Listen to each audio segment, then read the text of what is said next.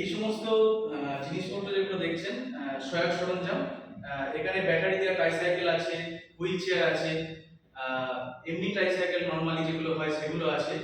এগুলো আমরা আগামী 4 জুলাই বৃহস্পতিবার প্রতিবন্ধকতা যুক্ত ব্যক্তিদেরকে প্রদান করব। তো গ্রাম ব্যাংক সেন্টার ফর দ্য ডেফের পক্ষ থেকে আপনাদের সকলকে ওই দিনকে আমন্ত্রণ জানানো হচ্ছে। আপনারা সকলে আসুন, আমরা সেই সমস্ত ব্যক্তিদের হাতে এগুলো তুলে দেবো আপনাদের হাত দিয়ে।